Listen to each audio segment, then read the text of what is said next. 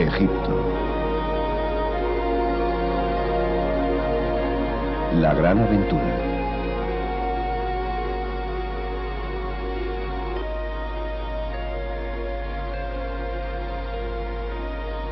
Desde su espectacular y sobrecogedor descubrimiento del sepulcro de Tutankamón hasta su entierro en Londres, al que asistieron pocas personas, la trayectoria profesional del arqueólogo Howard Carter osciló entre una gran aventura y una profunda decepción, entre la fama y el abandono, entre una bendición y una maldición.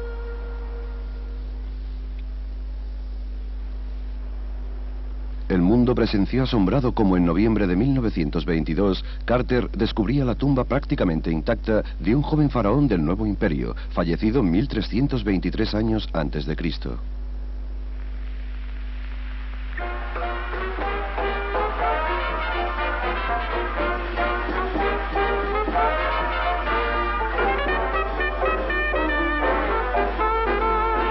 Los periodistas se disputaban las últimas noticias relacionadas con este fantástico descubrimiento. Los turistas acudían en tropel al Valle de los Reyes y a las colinas de Tebas para echar un vistazo a los extraños tesoros que habían reposado en ese lugar durante más de 3000 años. En Europa y América, difundida por los nuevos medios de comunicación, la tutanmanía hacía furor. En 1922, la tutanmanía se convirtió en la moda más poderosa que el mundo hubiera conocido en tiempos de paz.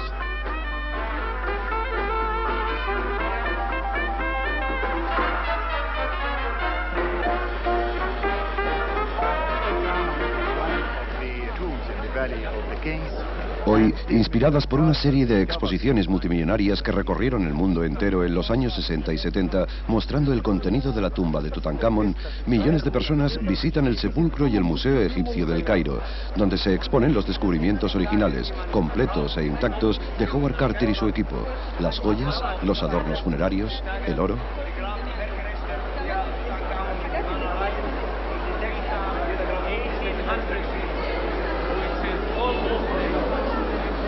La madera es de sycomoro y el trabajo aquí, como ya sabemos.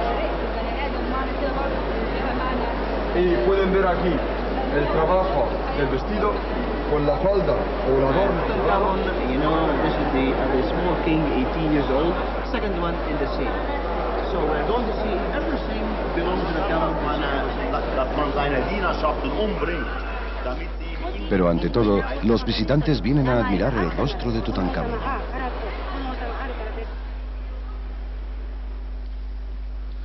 Sin embargo, pocos reconocen hoy el rostro de un hombre que apareció en los titulares de todos los periódicos de los años 20 y que murió, solo y amargado, en 1939. ¿Quién era, pues, Howard Carter? El hombre que desenterró los valiosísimos tesoros de Tutankamón. La historia de su vida y la del tesoro del Valle de los Reyes encierran algunas de las más extrañas contradicciones de la arqueología moderna y algunos de sus más enigmáticos mitos y leyendas. Solo ahora, con el redescubrimiento de los escritos, las fotografías y el diario de Carter, y gracias a nuestras investigaciones, empezamos a desentrañar la verdad, a comprender su compleja personalidad, a apreciar el alcance de sus descubrimientos, a maravillarnos de la herencia de Tutankamón, el niño rey.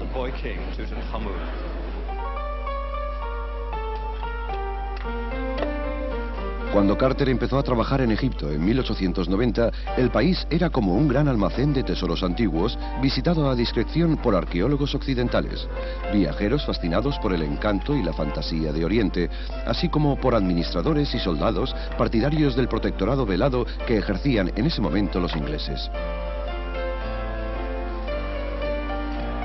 Los egiptólogos acababan de descifrar la lengua escrita de los habitantes del antiguo Egipto y la arqueología se desarrolló entonces en torno a una ciencia occidental que descubría atónita el esplendor oriental. Esta era la atmósfera que reinaba en un mundo hacia el cual el joven Carter se sentiría cada vez más atraído. Howard Carter nació en Londres, cerca de Brompton Road, en Kensington, el 9 de mayo de 1874. Pero su infancia transcurrió aquí, en un pueblo llamado Shawfan, en Norfolk. Su padre, Samuel Carter, se ganaba la vida pintando animales salvajes, domésticos o de la granja, y haciendo ilustraciones, también de animales, para el London News. De hecho, según cuenta la tradición familiar, Samuel realizó los dibujos originales de los leones esculpidos que adornan el zócalo de la columna de Nelson, en Trafalgar Square. Sea como fuera, la familia Carter tenía tendencia a fantasear. Era el más joven de 11 niños, de los cuales solo 8 sobrevivirían. Dado que Howard era un niño más bien débil y enfermizo, lo enviaron solo al campo, donde se criaría con 2 tías solteras. Su educación en este lugar fue mínima. No me fue posible recibir una instrucción escolar normal, afirmó. Mis estudios empezaron más tarde de lo habitual y acabaron cuando cumplí 15 años. Creció en esta casa. Era un niño solitario y resentido. Estos rasgos de su personalidad lo acompañarían durante toda su vida. Heredó, sin embargo, otras características muy marcadas: un ojo avizor, el amor por las ciencias naturales y el acento de Norfolk.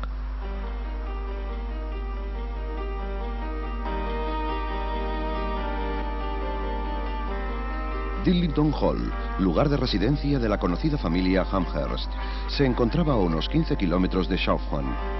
El joven Howard Carter solía pasar muchas horas en este lugar, dibujando en el jardín y escuchando historias del antiguo Egipto y de su arqueología. Los Amherst, que tomaron a Howard como protegido, formaban parte de los primeros e influyentes miembros de la Fundación para la Exploración de Egipto. Además, Dillington Hall albergaba la mayor colección privada de arte egipcio de Gran Bretaña. Todo esto era un verdadero sueño para Carter y le transmitió, muy pronto, un ardiente deseo de conocer ese fascinante país, además de ofrecerle la primera oportunidad de dibujar objetos egipcios. Fueron precisamente sus aptitudes artísticas las que le asegurarían con solo 17 años un cargo de delineante y dibujante en Egipto.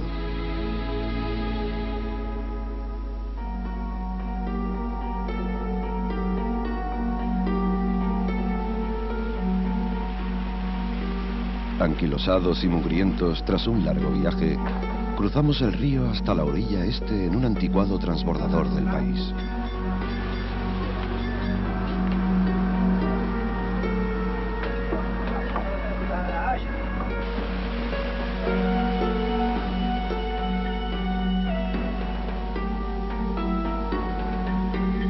Después, subimos hasta los terraplenes de rocas de unas escarpaduras, donde se encuentran los sepulcros de la antigüedad. Para su primer trabajo, la Fundación lo destinó a las tumbas rocosas de Beni Hassan, ubicadas a unos 250 kilómetros al sur del Cairo, en el Valle del Nilo.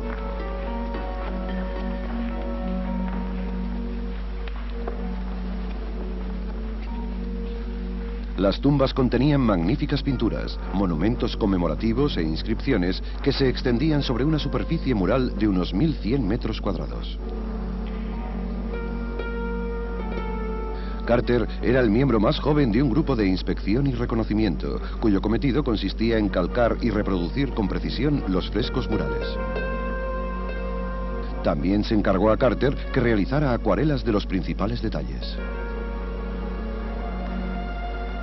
Carter quedó profundamente impresionado por la calidad de este arte, sobre todo por sus líneas y colores, pero sentía que a los dibujos calcados les faltaba vida e imaginación. Él prefería pintar acuarelas como estas.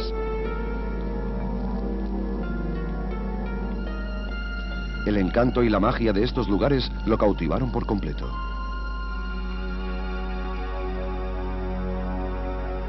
Con la llegada del crepúsculo, el silencio que reina sobre las montañas rocosas engendra visiones tenebrosas de aislamiento, lúgubres y tétricas, que acuden acompañadas de espectros que suelen perseguir a los espíritus al borde de una aventura. Casi cada noche observo el cielo brillante y estrellado, e invoco extraños e imaginarios espíritus del pasado, hasta que despuntan los primeros rayos del alba. Solo en ese momento caigo exhausto en un profundo sueño.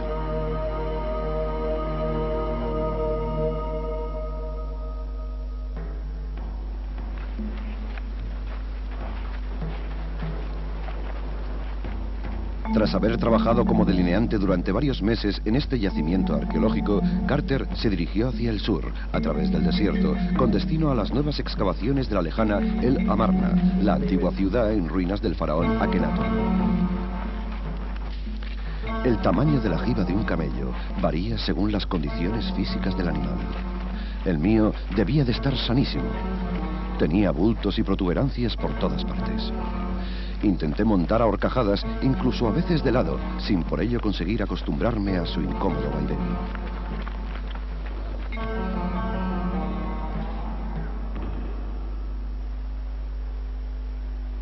Precisamente en esas mismas fechas, Flinders Petrie, el excéntrico y sabio padre de la arqueología moderna, acababa de empezar sus excavaciones en El Amarna, una ciudad devastada y abandonada tras la muerte de su faraón. Con Petrie, nuestro joven artista de 17 años recibió una rápida y práctica formación en la larga y ardua tarea del arqueólogo sobre el terreno. Carter tuvo entonces la oportunidad de realizar sus primeras excavaciones en solitario. Aprendió su oficio bajo el látigo, por así decir, del mejor y más estricto de los maestros.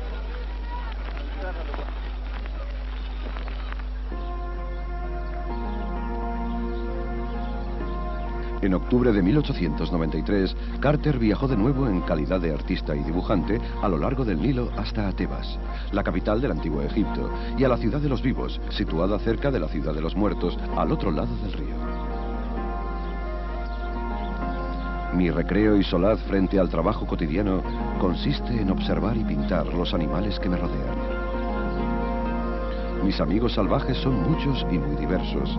La mayoría de ellos son pájaros, cuya precaria existencia aparece siempre rodeada de una devastadora soledad.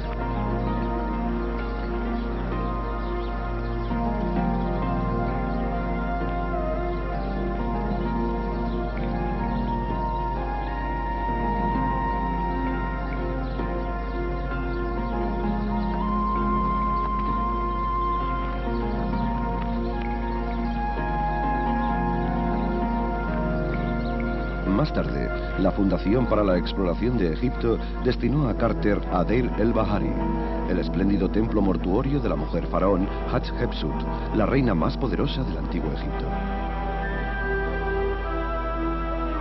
Carter se encargaba de reproducir los bellos relieves de los muros y pilares del templo, que poco a poco iban emergiendo en el transcurso de las excavaciones. El trabajo que llevé a cabo durante los 6 años siguientes fue duro, pero aprendí sobre el arte de los egipcios mejor que en ningún otro sitio. Carter aprendió también a utilizar su formación artística, la profesión que su padre le enseñó, para reproducir con acuarelas las pinturas, esculturas, inscripciones y los relieves murales. En vez de utilizar el método tradicional de reproducción con un papel de calcar pegado a la pared para trazar los contornos que eran enviados luego a un dibujante encargado de rellenar las siluetas, Carter desempeñaba su labor con mucha más destreza, imaginación e inteligencia, con una mano libre, unos buenos lápices y pinceles, papel adecuado y dedicación en el trabajo. De hecho, no le gustaba llamar a este proceso copiar. Él prefería la palabra dibujar, que evocaba menos un papel subalterno de simple empleado.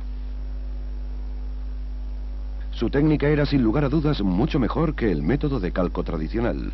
Sus reproducciones y dibujos atrajeron la atención hacia su innegable talento. En 1899, con 25 años, frente al asombro de sus asociados, el Servicio de Antigüedades Egipcias, un organismo francés, ofreció a Carter el cargo de inspector jefe de las antigüedades de todo el sur de Egipto.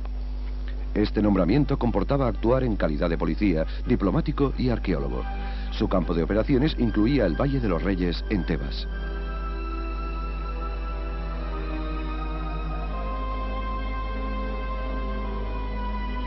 El Valle de los Reyes. De todas las maravillas de Egipto, no hay ninguna que impacte de un modo tan indeleble la imaginación. Aquí, al principio de este valle solitario, lejos de todo ruido, con el Cuerno, la cima más alta de las montañas de Tebas, pirámide natural y perenne centinela, reposan numerosos reyes egipcios.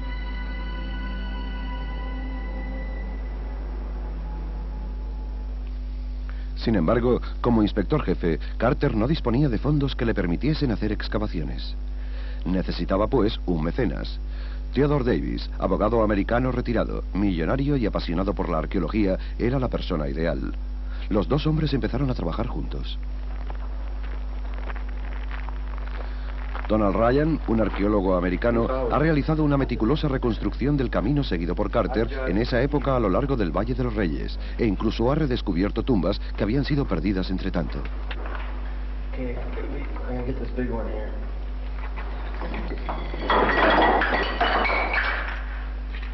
How's it going down there? A couple more minutes. We'll have enough of it cleared so we can go in. Una de las tumbas recientemente redescubiertas y estudiadas por Don Ryan es la tumba anónima número 60, en un valle tributario en la ladera este del Valle de los Reyes.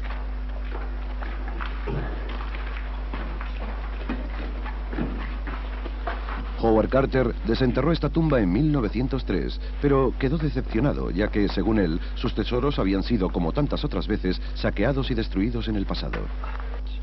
Okay, watch your step, Christopher.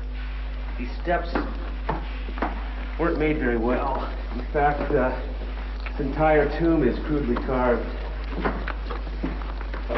I don't think there's a straight line in the entire tomb. It's my feeling that the tomb was commissioned at the death of somebody important and just hacked out in a short period of time.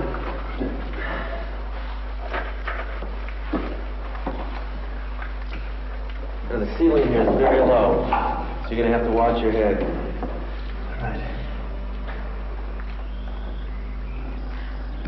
A pesar de que contenía las momias despojadas de dos mujeres de edad avanzada, Carter volvió a cerrar esta tumba y ni siquiera se preocupó de hacer un plano de su ubicación exacta. Howard Carter dashed into this tomb, looked around, saw there were no inscriptions on the wall.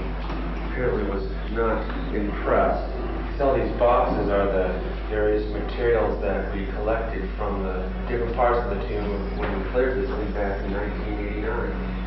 And Carter missed all of this tonight? Well, he wasn't interested in this type of tomb. He was into something bigger and better in his mind. And this big wooden box contains the mummy we found lying in approximately this very place on the floor. There was a second mummy in here, and on its coffin it said Royal Nurse of Queen Hatshepsut. As far as this mummy which remains inside this box, we don't know exactly who it might be. So when you have an undecorated tomb, it can be quite an archaeological puzzle.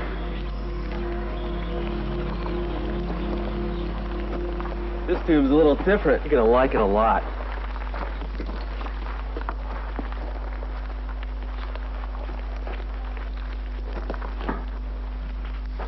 Otra tumba del valle, la número 20, muy cercana, fue despejada por Carter en las excavaciones iniciadas en 1903. Dos sarcófagos fueron hallados en su interior. Se trata de una de las tumbas egipcias más profundas, empinadas y traicioneras. El aire que se respira es nauseabundo a causa del polvo y de los excrementos de murciélago.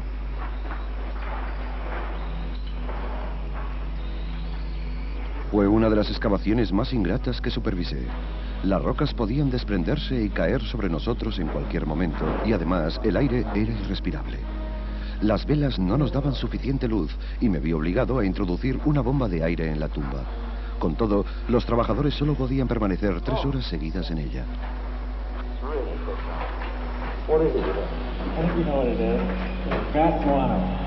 I suggest you get against the wall or something, because he thinks that makes it will be a lot more comfortable. Just stay against the wall, so it's more. All right? I think so.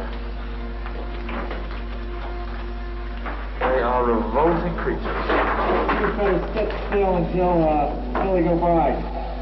God, I think one of them touched my face. You think they're rabies, Tom? There's no way of telling with it. I don't want to find out either. Come on, I think we'll be able to get out. After you, Maestro.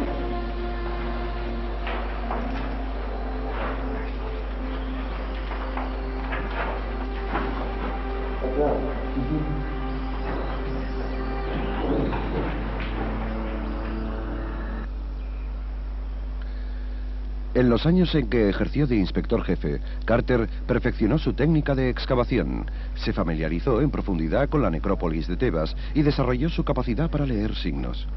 Con la tumba de Tutmosis IV, que empezó a excavar en enero de 1903, Carter encontró exactamente el tipo de sepulcro que buscaba. Theodore Davis, mecenas de Carter, pagó el coste de la excavación. Carter también hubiese dejado su sombrero en la entrada para mostrar que estaba trabajando en la tumba.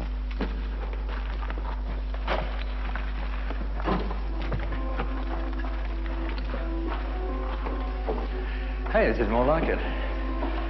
This is just the kind of tomb Howard Carter was hoping to find. It's a beautifully painted royal tomb of the 18th dynasty.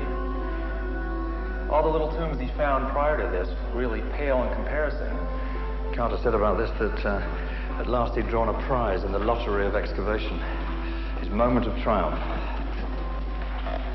We can see right here, there's some ancient evidence of tomb robbing. This is an ancient tomb robber's rope that was tied around the pillar here. You can see it's knotted so that the tomb robbers could climb up and down. Incredible.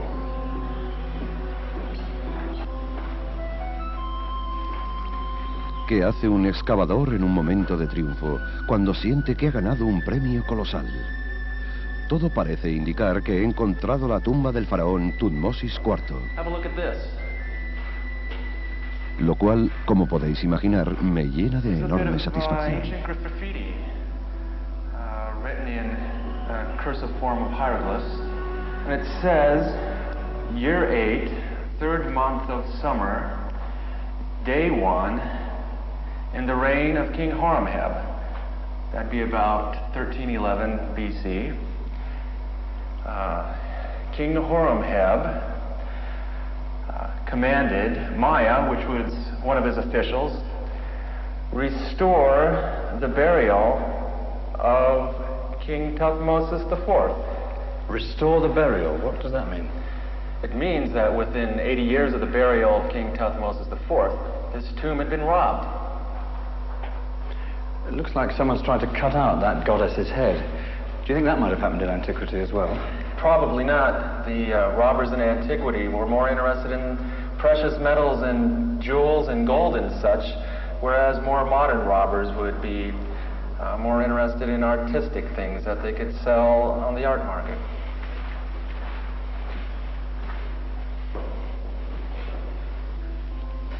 En la cámara mortuoria, los saqueadores de tumbas, esos vándalos sin escrúpulos, sedientos de oro, lo habían roto y revuelto todo en 1000 pedazos, sin dejar nada intacto. And this is the great quartzite sarcophagus of Thutmosis IV, although his mummy would never be found in this tomb. Carter, I think, said that there are all sorts of bits of linen and ceramic lying around the sarcophagus here, so the scene resembled an orgy rather than a hallowed place. And I believe he thought that the robbers of antiquity had done it.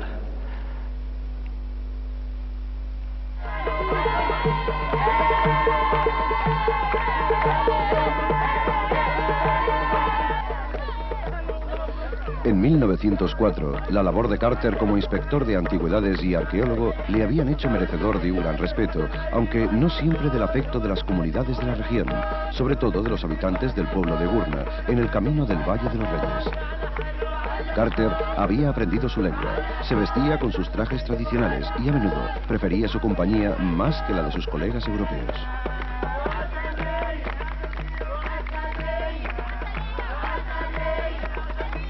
Para pasar las noches más oscuras, me permito el placer de participar en las diversiones del lugar. Debo admitir, sin embargo, que esta costumbre podía provocar duras críticas por parte de mis colegas del gobierno, quienes la consideran degradante.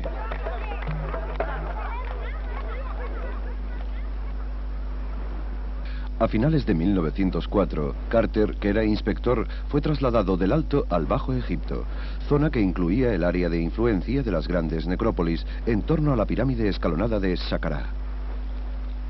5 años más tarde, era el momento de introducir cambios, pero desgraciadamente se produjo el desastre. Una semana después del Año Nuevo de 1905, una cincuentena de franceses que habían almorzado copiosamente en un palmeral cercano a Memphis, obsequiándose con unas cuantas botellas de buen vino, llegaron hasta aquí, la necrópolis de Saqqara, montados en borricos, y solicitaron de un modo poco coherente visitar los monumentos. El responsable de los billetes les pidió, evidentemente, que desembolsaran el dinero preciso para pagar sus entradas, pero la mayor parte de ellos rehusó hacerlo y continuaron deambulando y bebiendo hasta que descendieron hasta el Serapeum. El Serapeum es un complejo subterráneo compuesto por dos tumbas sagradas dedicadas a Serapis. Allí, los visitantes franceses, la mayor parte de los cuales iban desprovistos del billete de entrada, se dieron cuenta que sin velas no veían nada en absoluto. Entonces pidieron al guarda que les devolviera su dinero, quien dijo que no con la cabeza y pidió al inspector Carter que tomara cartas en el asunto y plantara cara a los franceses. Carter les pidió que se identificaran y les conminó a abandonar inmediatamente el lugar. Los franceses se negaron y en la discusión uno de los dos guardas fue golpeado en el rostro e incluso el propio Carter fue amenazado con un puñetazo en la nariz. Los testigos escucharon varias veces la frase "malditos franceses" en boca de Carter, quien aconsejó a sus hombres que se defendieran lo mejor que pudieran. Los dos guardas resultaron gravemente dañados por una decoración mural que se derrumbó y un señor perteneciente a una compañía de gas acabó en el suelo a causa de un golpe de porra. Un acuerdo a propuesta de Carter hubiera permitido que las cosas volvieran a su cauce. Se le reprochó que enfrentara a los lugareños contra los europeos, algo que no podía tolerarse.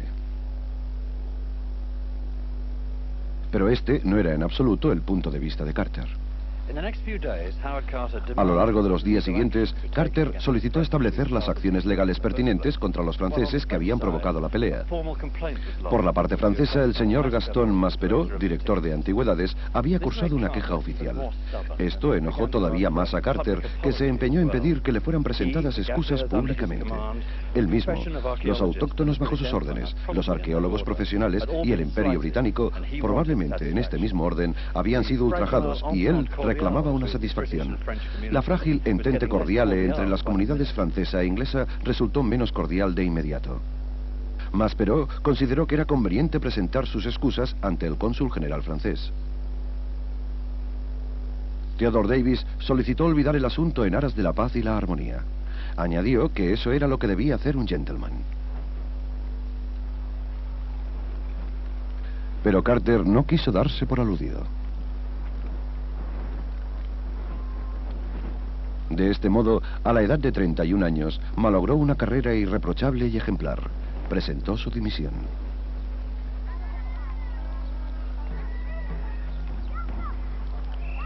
Regresó a Luxor, donde vivió en un aislamiento voluntario entre la población autóctona a los pies de la ciudad de los muertos. Durante los 3 años siguientes, acompañó a visitantes adinerados por los parajes del Alto Egipto y vendió reproducciones a la acuarela realizadas por él mismo. Necesitaba dinero. Este tipo de vida era agotador.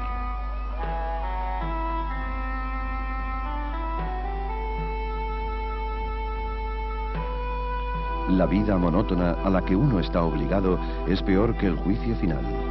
El hecho de ver ponerse el sol día tras día. Los meses que pasan sin compañía.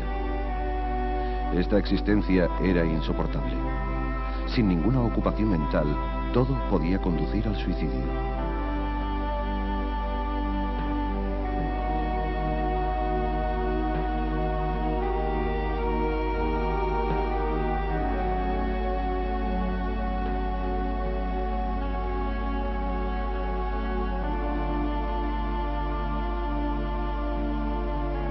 Durante el verano de 1907, Carter regresó a Inglaterra, donde supo que Lord y Lady Hanhurst, las personas que en su día le animaron a trasladarse a Egipto, habían pasado un mal momento. Habían puesto en venta su mansión y la gran colección egipcia que poseían iba a dispersarse. Howard Carter tuvo la impresión de que todo a su alrededor amenazaba ruina. Toda la casa está envuelta en paquetes de color marrón. Lady Hanhurst está rodeada de cuerdas para atarlo todo.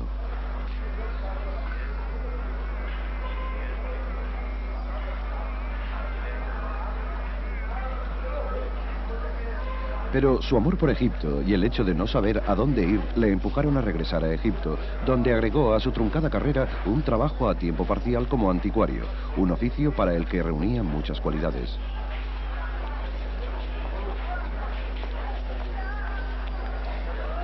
Él sabía exactamente lo que se traía entre manos y rápidamente se dio a conocer entre quienes acudían de manera regular a comprar y vender sus descubrimientos y adquisiciones en el bazar y sus calles adyacentes. Tal era el caso de Guy Peter, Don Percher. And are these popular, these kind of things? And your ceiling, now that really is old, eh? Aber not for sale. I get you. But it's nice. Si Carter quería salir de este mundo no deseado de las antigüedades y regresar a las excavaciones, necesitaba otro mecenas que lo mantuviera.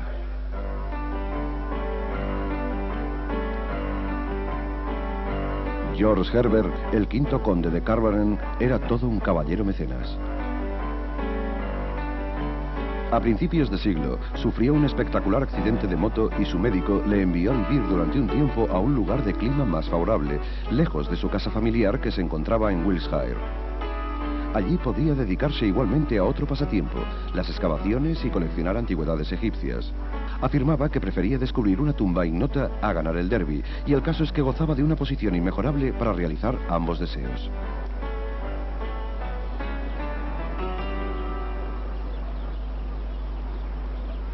Carnarvon recibió autorización en primer lugar para excavar aquí, en la necrópolis, donde ni un aficionado podría hacer demasiados destrozos.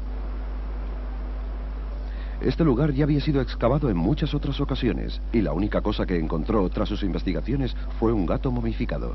Sin embargo, no renunció e intentó garantizarse una mejor concesión para la siguiente oportunidad. En este sentido, necesitaba un consejero y un ayudante profesional, alguien con mayor credibilidad que él mismo. Gaston Maspero le sugirió a su antiguo colega, Howard Carter.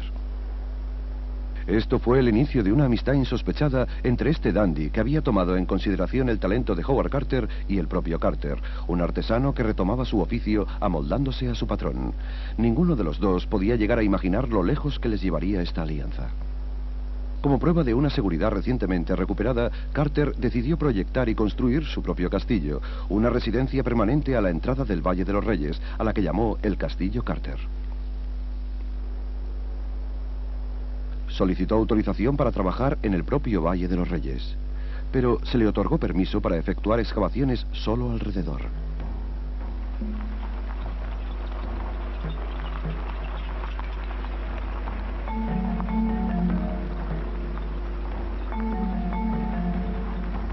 Las zonas alejadas, difícilmente accesibles, como las montañas, situadas a 540 metros sobre el valle, lo que implicaba caminatas de varias horas, a pie o a lomos de una mula para atravesar un tórrido desierto, a veces atesoraban secretas tumbas. El descubrimiento más dramático tuvo lugar poco más de un año después, cuando Carter descubrió que una tumba tallada en la piedra había sido puesta al descubierto por una súbita crecida de las aguas y que dos ladrones estaban trabajando en ella.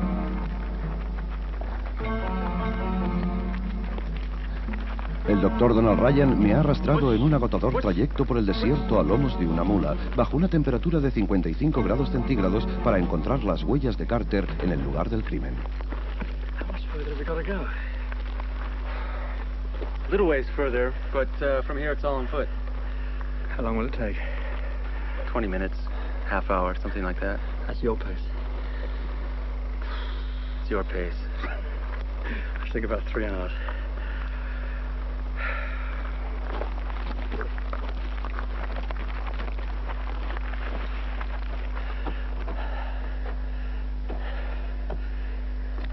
There it is. You're kidding me. So where's the tomb? It's a little opening up in the cliff. God. That one there, halfway down. Right. That's it. How on earth did you get to it? How'd you get down there?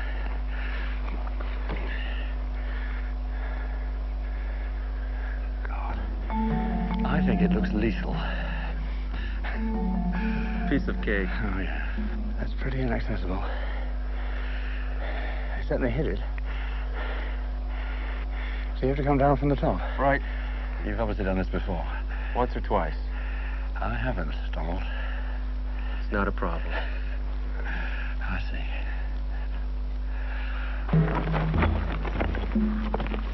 No había, ni hay hoy en día, ningún sendero en esta montaña. Es simplemente un campo de piedras puntiagudas por sus 4 costados que no han sido desplazadas desde la época de Carter.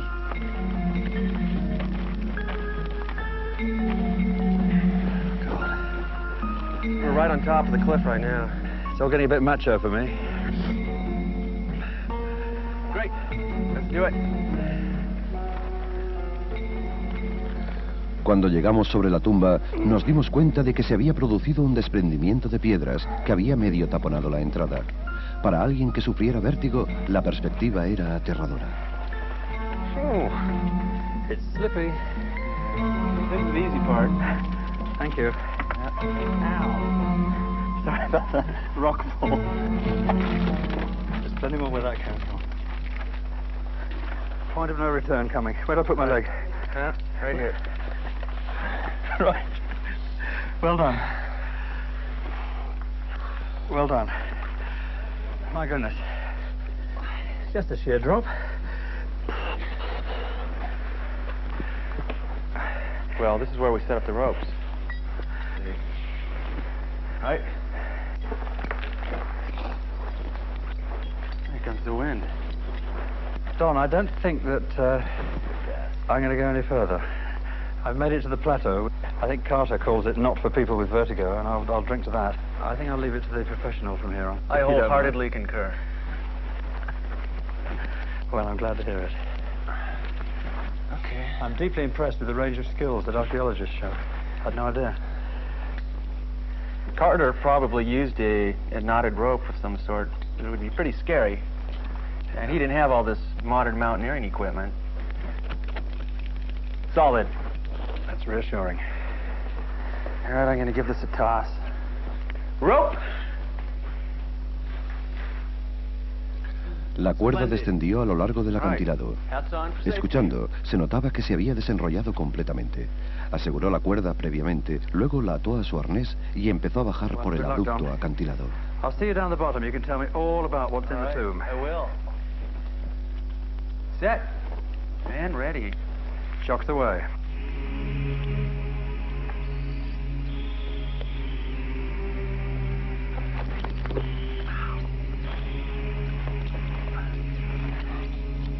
You okay? Oh, yeah. No problem. It's a bit bumpy.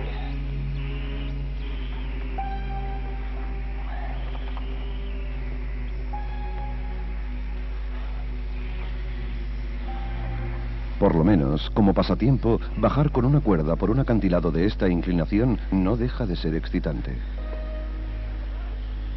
En su tiempo, metidos en una especie de cesta y sostenidos por una cuerda, corrían el peligro de quedar allí atrapados.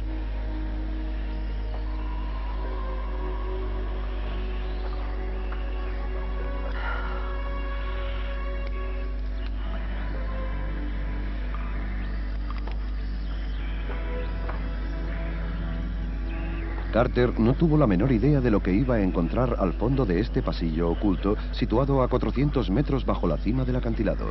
Su primera impresión fue que este espacio no estaba terminado ni ocupado. El lugar parecía haber sido previsto para la joven Hatshepsut. Allí había un sarcófago que le estuvo destinado, pero cuando ascendió al trono, quiso un monumento más grande y un templo mortuorio. Justamente en este mismo templo trabajó Carter durante 6 años.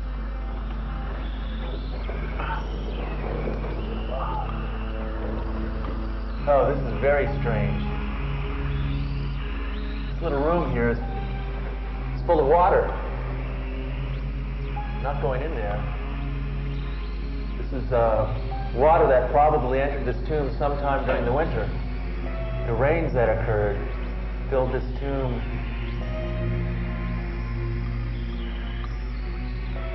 Por lo tanto, después de tantos preparativos y de tanto esfuerzo de imaginación para llegar hasta aquí, este acantilado jamás volvió a utilizarse.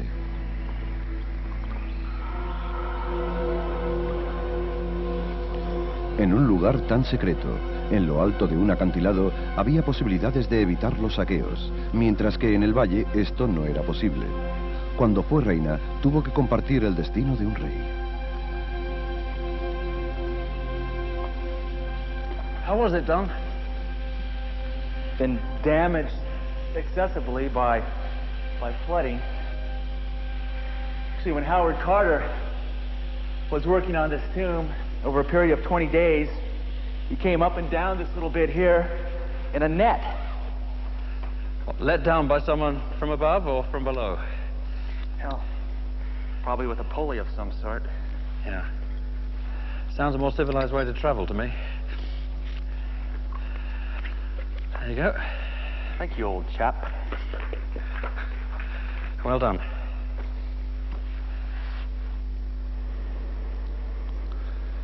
Alrededor de la primavera de 1914, Theodore Davis anunció públicamente que todo el Valle de los Reyes había sido excavado por completo y se retiró.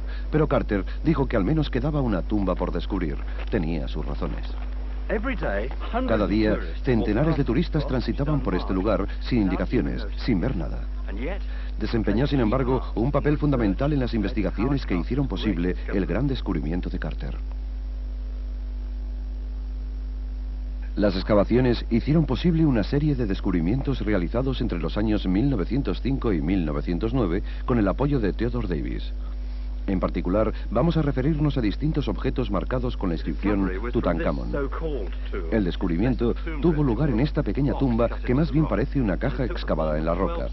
Había 12 jarros pequeños que denotaban los restos de una celebración fúnebre. Davis estaba persuadido que este era el camino que le conduciría a la tumba de Tutankamón y también mostró en una galería pública los restos de un faraón que había sido enterrado allí hacía más de 3000 años, extrayéndolos trozo a trozo ante un auditorio maravillado. Sin embargo, Carter no estaba plenamente convencido. Creía que los objetos de más de 3000 años de antigüedad que habían sido extraídos de esta tumba, en realidad procedían de otra tumba real que no debía andar muy lejos. El valor real de este descubrimiento no pudo ser apreciado hasta algunos años más tarde, cuando Carter concibió un sistema de excavaciones sistemáticas del valle situado más abajo, pero sus proyectos encontraron contratiempos.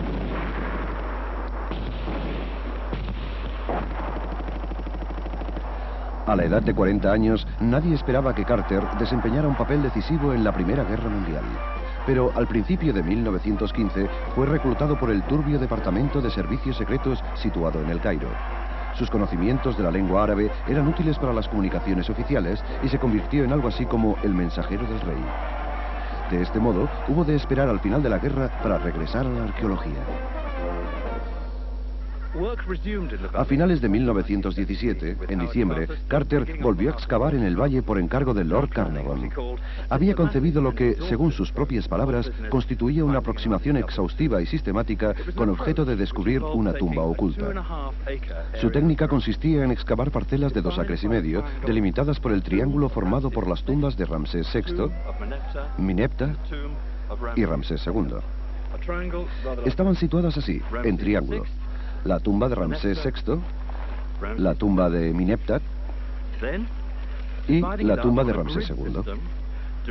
Adoptó un plan de excavaciones copiado de la artillería de la Primera Guerra Mundial y diseñó una cuadrícula sobre este triángulo que posteriormente excavó de manera sistemática hasta alcanzar la roca. Carter comentó que su auténtica campaña en el valle dio comienzo en 1917. Carnarvon había contratado hasta 100 hombres para retirar los miles de toneladas de arena y escombros de las excavaciones anteriores. Las estaciones se sucedían sin resultado alguno y Carnarvon quería abandonar progresivamente esta empresa que no parecía conducirle a nada. Pero Carter le persuadió para continuar todavía una temporada más e incluso le propuso hacerse cargo de la financiación. Carnarvon finalmente aceptó. La campaña dio comienzo el día de 1 de noviembre de 1922 con la limpieza de los restos de las casas construidas por los operarios de la tumba de Ramsés VI.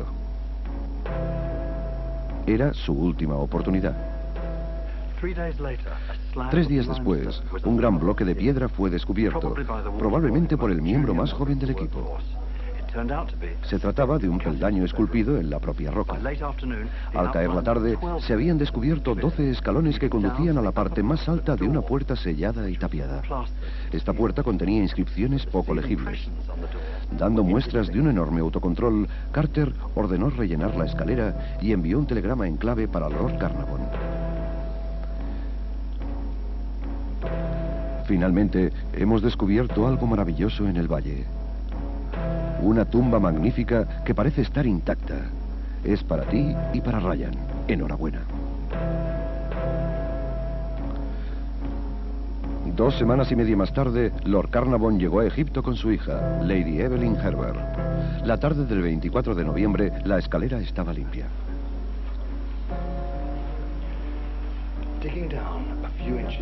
Excavando un poco más, aparecieron inscripciones mucho más claras y el propio Carter reconoció un nombre en una de ellas, el nombre de Tutankamón.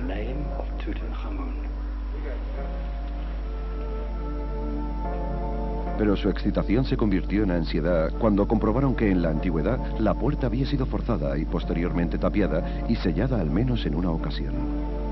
Quitaron la puerta cuidadosamente y se entrevió un pasillo de piedra de unos 9 metros, en pendiente, relleno de grava, en el que ya se había excavado y recubierto un túnel en el ángulo superior izquierdo. A las 4 de la tarde del domingo 26 de noviembre, el pasillo ya estaba limpio. Había una segunda puerta sellada. Las manos de Carter temblaban y su garganta estaba seca. Abrió un agujero pequeño en la puerta, encendió una vela y empezó a escrutar la oscuridad. Al principio no veía nada. La tenue luz de la llama bailaba en el aire deslumbrante que salía de la habitación. Pero cuando mis ojos se habituaron a la débil claridad, empecé a percibir detalles que emergían de la habitación entre tinieblas.